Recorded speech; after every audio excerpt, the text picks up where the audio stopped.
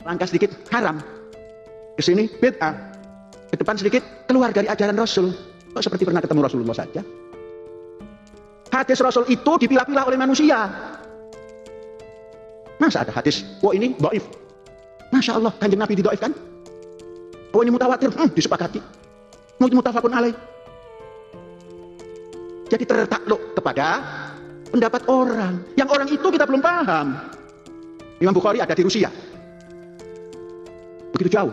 Belum ada IT. Ketika ada hadis do'if misalnya, itu bukan berarti mendo'ifkan Rasulullah Shallallahu Alaihi Wasallam. Akan tetapi karena orang yang membawa hadis ini bermasalah, maka hadisnya menjadi do'if. Kemudian apakah ulama ahli hadis seperti Imam Bukhari itu tidak dikenal oleh orang? Yang nggak tahu Imam Bukhari itu berarti memang nggak belajar hadis.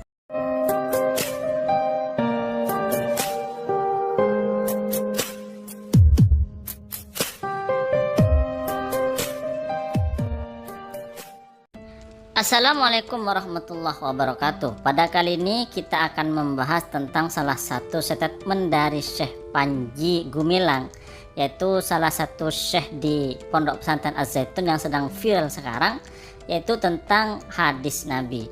Menurut kami, apa yang disampaikan oleh Syekh Panji Gumilang ini sangat parah sekali. Kenapa? Karena di dalam masalah dasar Islam yang sangat dasar sekali, yaitu tentang hadis Nabi saja dia keliru. Apalagi di dalam masalah-masalah yang lain.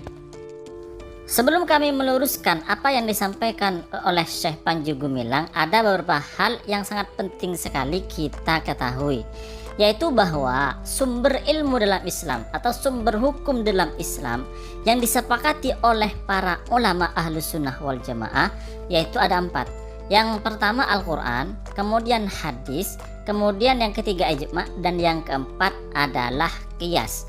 Jika ada orang atau ada sebuah kepercayaan atau sebuah aliran yang tidak percaya atau tidak memakai dari salah satu yang 4 ini, maka bisa dipastikan aliran tersebut, faham tersebut adalah faham yang menyimpang dari ajaran ahlus sunnah wal jamaah. Misalnya ada aliran yang tidak mau kepada hadis Nabi, hanya mau kepada Al-Quran misalnya.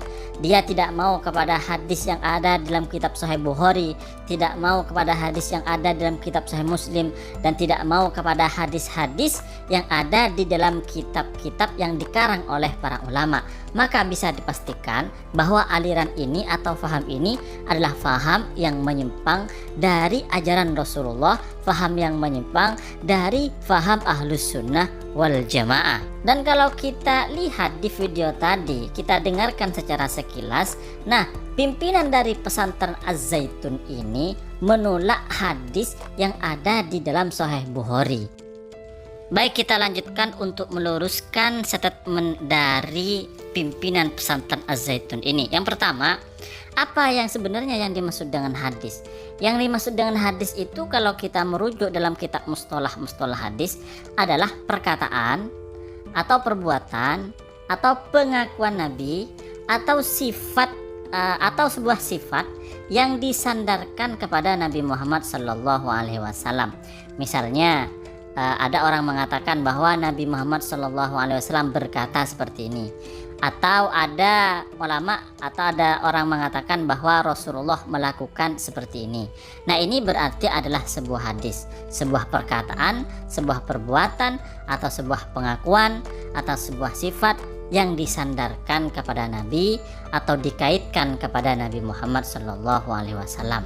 Nah, ini perlu dipahami dulu. Jadi hadis itu seperti ini. Kemudian dalam perjalanannya hadis ini dibagi menjadi 3. Ada yang sahih, ada yang hasan, ada yang dhaif. Yang dhaif ini lemah, dan yang lemah ini tidak bisa diamalkan di dalam hukum Islam atau di dalam akidah Islam. Hadis dhaif masih bisa diamalkan di dalam masalah motivasi-motivasi untuk beramal soleh. Nah, ketika misalnya ada hadis dhaif, ini kata Syekh Panji ini, loh Nabi kok didhaifkan? Berarti dari sini Syekh Panji ini salah faham mengenai pembagian hadis menjadi hadis sahih, hasan dan dhaif. Sebab begini, ketika ada hadis Rasulullah kemudian statusnya menjadi hadis dhaif, bukan berarti mendhaifkan Rasulullah, bukan berarti mendhaifkan Nabi Muhammad SAW. Lalu kenapa hadis ini kemudian kok dikategorikan sebagai hadis dhaif? Itu karena atau gara-gara orang yang mengabarkan hadis ini bermasalah, maka hadisnya menjadi dhaif. Misalnya orang yang mengabarkan ini ternyata tidak bisa dipercaya, atau orang yang membawa hadis ini ternyata tidak kuat hafalannya. Nah, maka sekali lagi kami sampaikan, ketika ada hadis dhaif bukan berarti mendhaifkan Rasulullah, akan tetapi hadis dhaif ini menjadi hadis dhaif gara-gara orang yang membawa hadis tersebut bermasalah. Contoh sederhana begini, misalnya di masa sekarang, yaitu di masa dimana Bapak Presiden yang pertama yaitu Bapak Soekarno ini sudah wafat, dan kita tidak bisa lagi bertanya kepada beliau. Lalu ada orang mengatakan seperti ini, menurut Presiden Soekarno sholat 5 waktu enggak wajib, kemudian disebut dengan madhab Soekarno. Lalu apakah pernyataan tadi itu langsung dipercaya? Pernyataan bahwa Soekarno mengatakan sholat 5 waktu tidak wajib? Ya tentu tidak. Pasti diteliti dulu orang yang mengatakannya itu siapa. Terus dia itu suka berdusta apa tidak? Dia itu hafalannya kuat apa tidak? Pernah bertemu dengan Soekarno atau tidak? Bahkan juga bisa diteliti, dia orang gila apa tidak? Nah, kalau misalnya yang mengatakan orang gila, apakah bisa dipercaya pernyataan tadi? Maka tentu kalau misalnya yang mengatakan itu orang gila atau memang orang yang suka berdusta, tentu pernyataan tadi itu tidak diterima. Artinya yang bermasalah itu adalah orang yang menyampaikan, sehingga kabar yang disampaikan itu juga tidak dipercaya. Begitu juga dengan hadis Rasulullah Shallallahu Alaihi Wasallam. Ketika ada seseorang yang mengabarkan bahwa Rasulullah melakukan ini, bahwa Rasulullah mengatakan ini, maka diteliti dulu siapa yang menceritakan, dia itu gurunya siapa, terus gurunya itu siapa gurunya, begitu terus diteliti sampai ke gurunya sampai ke Rasulullah. Jadi semuanya diteliti. Nah, di antara dari orang yang meriwayatkan dari gurunya ini, dari deretan orang ini itu bisa dipercaya apa tidak? Apakah ada yang dari mereka itu yang pernah berdusta dan lain sebagainya, sehingga kemudian kualitas orang yang membawa hadis ini mempengaruhi kepada kualitas hadis. Kalau misalnya yang membawa hadis ini ternyata bermasalah, maka kualitas hadisnya juga menjadi bermasalah, misalnya menjadi dhaif, bahkan barangkali menjadi maudhu, menjadi hadis palsu. Kemudian Syekh Panji ini seakan-akan dia itu tidak percaya kepada Imam Bukhari, karena kata dia Imam Bukhari itu dia tidak tahu kepada Imam Bukhari. Imam Bukhari itu jauh tempatnya yaitu di Rusia.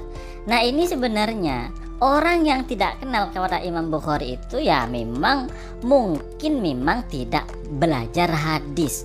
Orang yang belajar hadis pasti mengenal kepada Imam Bukhari, pasti mengenal kepada Imam Muslim, pasti mengenal kepada Imam At-Tirmidzi dan imam-imam hadis yang lain.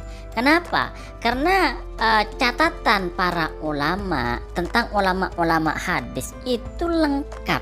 Ada kitab secara khusus yang menjelaskan setiap ulama ahli hadis, dari sahabat Rasulullah, murid sahabat Rasulullah, kemudian murid-muridnya sampai kepada Imam Bukhari, sampai kepada Imam Muslim, sampai kepada Imam At-Tirmidzi. Itu semuanya ada catatannya, ada catatan sejarah hidupnya. Maka sekali lagi saya katakan, orang yang tidak kenal kepada Imam Bukhari misalnya, ya berarti dia memang mungkin tidak belajar hadis, sehingga ulama-ulama ahli hadis itu asing bagi dirinya. Mari kita semua umat Islam, semua ahlus sunnah wal jamaah berdoa, Mudah-mudahan masalah pesantren Az-Zaitun ini cepat terselesaikan sehingga mafsadahnya, kesesatannya, penyimpangannya itu tidak menular ke mana-mana. Amin amin ya rabbal alamin.